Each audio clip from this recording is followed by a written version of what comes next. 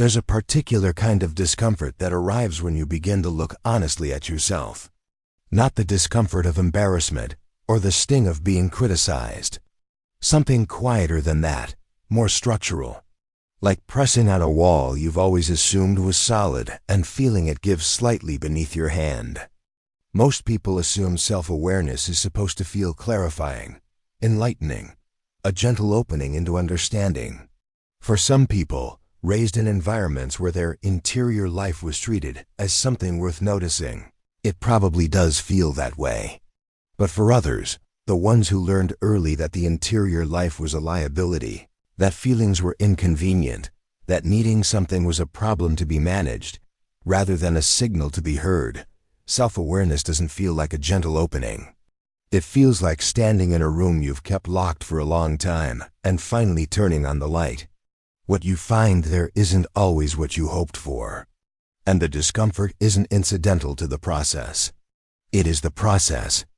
This is where it starts. The brain, particularly in the first decade of life, is not a finished product. It is a system under active construction, and it builds itself around the conditions it's given. Not the conditions that were ideal, or the conditions that should have existed, but the conditions that were actually present. This is not a flaw in the design. It is the design. When the environment a child grows up in is unpredictable, emotionally inconsistent, structurally unsafe, or organized around the needs of adults rather than the child, the developing nervous system responds the way any reasonable architect would respond if told the ground was unstable. It stops building up and starts building out, wide, defensive, efficient. It learns to scan before it steps. It learns that warmth is temporary and therefore not worth fully leaning into. It learns that the fastest way to stay safe is to need very little, offer quite a lot, and never fully rest. These are not character flaws. They are not weaknesses dressed up in psychological language. They are the structural conclusions of a system that was paying close attention to its circumstances and responding accordingly. The problem is not that these conclusions were wrong. In context, they were often exactly right. The problem is that the context eventually changes, and the architecture doesn't automatically update. There is a particular kind of childhood that doesn't announce itself as difficult. It often looks from the outside like the child is simply mature, capable, old for their age, serious in a way that makes adults say, in an admiring voice, that they've always seemed like a little adult. And in a certain sense, they have. Not because they were born that way, but because the role of child, protected, guided, permitted to not know things, was not consistently available to them. When a child is placed, explicitly or implicitly, in the emotional service of the adults around them, when they become the ones who manage the household mood, buffer a parent's distress, act as confidant or emotional regulator for someone who should have been regulating them, something shifts in how the internal world gets organized. The child's own needs don't disappear. They get reclassified. They move from things that matter to things that interfere. And the child, being adaptable, begins to operate from the reclassified version. What this creates is not a child who doesn't have needs. It creates a child who has learned to feel faint shame at having them. Who has learned that the appropriate response to needing something is to quickly assess whether that need is justified, and to preemptively decide, most of the time, that it isn't. This runs very deep, deeper than thought. It runs at the level of the body's first response to vulnerability. Long before you have language for what your childhood cost you, your nervous system has already done the accounting. Chronic low-level threat, not necessarily dramatic, not necessarily violent, just present, ambient, persistent, accumulates in the body the way debt accumulates in a balance sheet. The system that was designed to return to equilibrium after a stressor can't complete that return if the stressor is never fully resolved. So it stays primed, it stays alert. It develops a kind of permanent readiness, a background hum of anticipation, because readiness proved more useful than relaxation, and the body is nothing if not practical. This is what sits underneath the adult who can't fully rest, who wakes at 3 in the morning with their mind already running problem assessments, who feels vaguely uncomfortable when things go well for too long, who notices when they're on vacation or in a period of genuine calm that they don't feel peaceful, they feel exposed, like the calm is a setup, like something is about to be required of them. That's not anxiety as a mood disorder. That's a nervous system that learned vigilance as a survival tool and never received reliable evidence that survival no longer requires it. One of the stranger things that happens in children who are asked to carry too much, too early, is that emotional development doesn't stop, it becomes uneven, split. The cognitive and functional parts often develop rapidly because they're called upon constantly. The child who is managing adult emotions, mediating household conflict, or simply trying to predict when the atmosphere is going to shift, that child is doing sophisticated emotional work, reading faces, reading silences, calculating risk. They become good at it, often exceptionally good. But the interior emotional life, their own grief, their own fear, their own longing for comfort, that tends to go underground. Not because it dies, but because there's nowhere for it to go. It can't be expressed safely. It can't be received. And a feeling that can't be expressed or received doesn't just evaporate.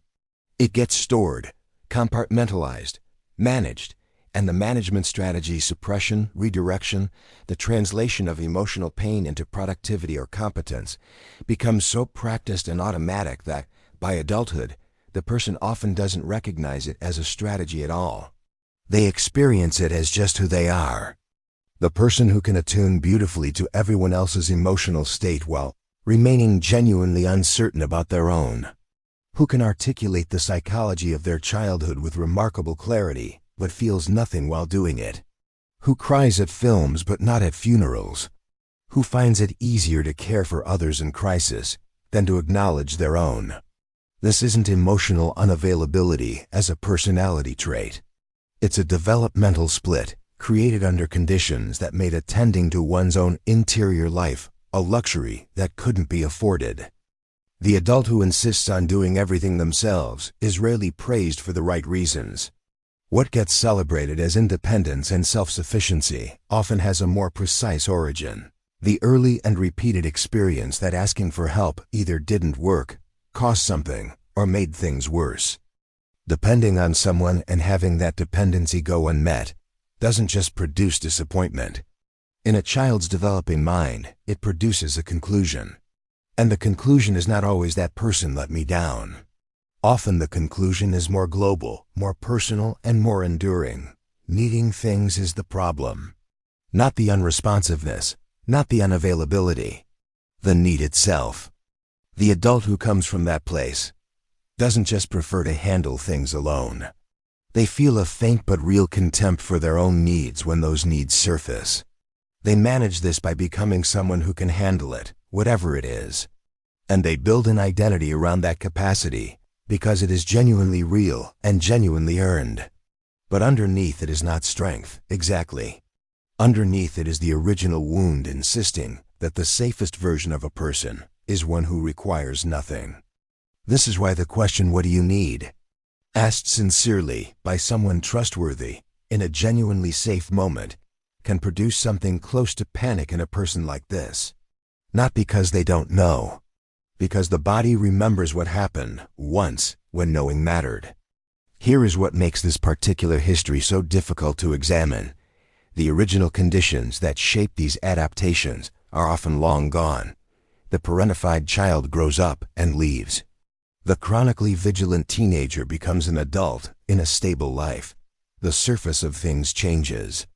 And yet the interior organization, the scanning, the guilt for needing, the faint suspicion of rest, the competence that functions partly as armor remains. And it remains not because of weakness or unwillingness, but because the nervous system doesn't update based on the calendar. It updates based on accumulated evidence. And evidence of safety, real, embodied, repeated. Reliable evidence is hard to accumulate when every unfamiliar gesture toward care gets filtered through architecture that was built to treat care as conditional. The past interprets the present. The body, trained in one environment, responds as though that environment persists. This is the hidden cost. Not the original pain, which was real and formative, but the compound interest of carrying that architecture into a world that no longer requires it. The energy that goes into vigilance. The relationships kept at arm's length, not out of preference, but out of protection. The capacity for joy that's present, but bracketed. The exhaustion of a nervous system that has never learned, in any fully cellular sense, that it's allowed to stop. When you start to see this clearly, when the patterns become visible and nameable, when the connection between what was required of you and how you now operate becomes undeniable, there is a particular quality to the discomfort that follows. It isn't insight, exactly, or not only insight. It's closer to grief, the recognition of what was not given, what was taken, quietly, before you had any framework for noticing the loss.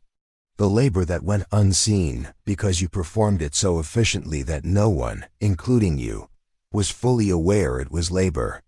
The years of operating at a register designed for emergency, in circumstances that no longer constitute one. Self-awareness in this territory doesn't feel clarifying at first. It feels destabilizing.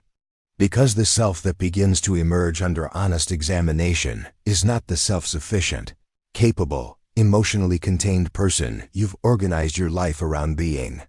It's something earlier, smaller, something that needed more than it got and learned not to say so.